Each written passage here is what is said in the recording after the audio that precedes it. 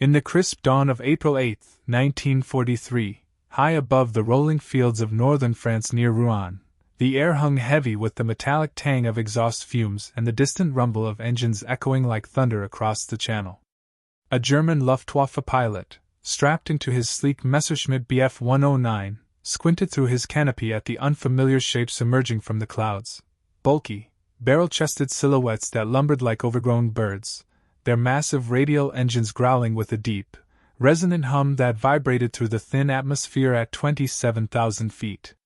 The wind whistled sharply against his wings, carrying the faint scent of aviation fuel and the salty mist from the sea below, as he keyed his radio with a chuckle, his voice laced with derision. This must be the Americans' new fighter, the so-called Thunderbolt, looking more like a flying bathtub than a threat to the Reich's aerial supremacy. This fleeting encounter marked the combat debut of the Republic P-47 Thunderbolt in the European theater, a moment that would ripple through the annals of World War II aviation history. As the first P-47s of the 56th Fighter Group's 63rd Fighter Squadron crossed into enemy airspace on that spring morning, they entered a war where air superiority was the linchpin of Allied strategy. The broader historical context traces back to the escalating air campaign over occupied Europe, where the United States Army Air Forces sought to escort heavy bombers on daring daylight raids into the heart of Nazi Germany. By early 1943, the 8th Air Force had ramped up operations, but earlier fighters like the P-39 Airacobra and P-40 Warhawk proved inadequate for long-range escort duties, suffering from limited range and vulnerability at high altitudes. The P-47, designed by Alexander Kartveli at Republic Aviation, emerged as a solution, a rugged, single-engine fighter powered by the 2,000-horsepower Pratt & Whitney R2800 double Wasp radial engine, equipped with a turbo-supercharger for exceptional high-altitude performance. Its introduction came at a critical juncture, as German defenses stiffened following the disastrous Schweinfurt-Regensburg mission later that year, where unescorted bombers endured staggering losses. This aircraft's arrival signified America's industrial might flexing its muscles, with production lines churning out over 15,000 units by war's end, each one a testament to the arsenal of democracy's capacity to overwhelm the Axis through sheer volume and innovation. German pilots, hardened by years of combat on the eastern and western fronts, initially anticipated little challenge from this newcomer. They expected a cumbersome behemoth, slow to climb, sluggish in turns, an easy prey for their agile Bf-109s and Focke-Wulf Fw-190s, which had dominated the skies since the Blitz. Luftwaffe aces like Otto Rabeck and Wilhelm Ferdinand Galland dismissed it in interrogations as a heavy diver, with poor maneuverability, predicting it would fall victim to their superior tactics and lighter designs. Yet what they encountered shattered those illusions. In that first skirmish over Rouen, the P-47s dove with ferocious speed, their 8.50 caliber Browning machine guns, 4 in each wing, unleashing a hail of lead at rates exceeding 800 rounds per minute per gun, creating a wall of fire that could shred enemy aircraft in seconds. One Bf-109 exploded under the barrage from Lieutenant Harold Comstock, its wings folding like paper as flames engulfed the fuselage, plunging earthward in a trail of black smoke. The Germans, caught off guard by the Thunderbolt's ability to absorb punishment, its armored cockpit and self-sealing fuel tanks shrugging off cannon fire that would doom slimmer fighters, retreated with unexpected losses, their laughter turning to urgent warnings over the radio. Historical records abound with evidence of this stark contrast. According to declassified U.S. Army Air Forces reports from the 8th Air Force, the P-47's initial missions in April and May 1943 yielded modest claims, 5 enemy aircraft destroyed against 3 losses, but the data revealed a growing edge. German after-action reports, captured in the war's aftermath and analyzed by Allied intelligence, quoted pilots like Major Heinz Bahr, who later admitted in a 1944 interrogation that the Thunderbolt could take an astounding amount of punishment and still fly, forcing Luftwaffe tactics to adapt by avoiding head-on engagements. Documented quotes from downed German aviators, such as one from Oberleutnant Klaus Mayatusch of Jägerschwader 26, described the P-47 as a monster that dives like a stone and spits death. A far cry from the pre-combat mockery where it was dubbed the Juggernaut, or simply Jug for its jug-like fuselage, but with derisive undertones implying clumsiness. By mid-1943, as the 56th Fighter Group, under Colonel Hubert Zemke, honed their skills, the kill tally climbed. On June 12, 1943, Captain Walter V. Cook claimed the group's first aerial victory, downing a FW-190 over Belgium with a precise burst that severed the enemy's control surfaces. As the months unfolded, the transformation in German ideology became palpable. What began as overconfidence eroded into respect, then fear, as the P-47's capabilities unfolded in brutal clarity. Pilots of the Luftwaffe, steeped in the Nazi ethos of racial and technological superiority, had viewed American machinery as inferior products of a decadent democracy. Yet, encounter after encounter revealed the Thunderbolt's strengths: its top speed of over 430 miles per hour in level flight, dive speeds approaching 500 miles per hour, and a service ceiling above 40,000 feet, where its turbo-supercharger maintained power while German engines gasped for air. This shift was emblemized in the recurring presence of a simple Hershey chocolate bar, a staple in American pilots' survival kits and K-rations, symbolizing the boundless abundance of a free society. Amid the wreckage of downed P-47s, German salvage teams often found these uneaten bars, their foil wrappers glinting in the sun, a stark contrast to the rationed ersatz suites of the Reich. One captured pilot, in a 1943 report, marveled at the endless supplies that allowed Americans to equip their flyers with such luxuries, whispering to interrogators that it hinted at an unbreakable spirit fueled by prosperity unknown in wartime Germany. The emotional weight of this contrast deepened during the intense air battles of summer 1943. German aces anticipated quick victories, luring the P-47s into low-altitude dogfights where their nimble fighters could outturn the heavier American planes. Instead, Thunderbolt pilots employed boom and zoom tactics, diving from altitude to strike and then climbing away on the engine's raw power. On June 26, 1943, Lieutenant Robert S. Johnson exemplified this resilience in a legendary engagement over France. Attacked by a FW-190 piloted by Egon Mayer, Johnson's P-47 absorbed over 200 bullet holes, including 21 20mm cannon shells that shattered the canopy, ignited hydraulic fluid, and severed control cables. Expecting an easy kill, the German exhausted his ammunition, pulled alongside in disbelief, saluted, and peeled away. Johnson nursed his crippled aircraft back to base, landing safely, a feat documented in his memoir, Thunderbolt, and corroborated by ground crew reports tallying the damage. The German pilots' expected triumph turned to astonishment, a microcosm of the broader ideological quake. America's democratic ingenuity, manifesting in robust engineering, challenged the Axis myth of invincibility. Factual data underscores this narrative. The 56th Fighter Group, the only unit to fly the P-47 exclusively throughout the war, amassed 677.5 aerial victories and 311 ground kills by V-Day, at the cost of 128 aircraft, a kill-to-loss ratio that outpaced many Mustang-equipped groups. In August 1943, during the Schweinfurt-Regensburg raid, the group claimed 17 destroyed, 1 probable, and 9 damaged in a single mission, as per 8th Air Force combat logs, disrupting Luftwaffe intercepts and allowing bombers to press deeper into Germany.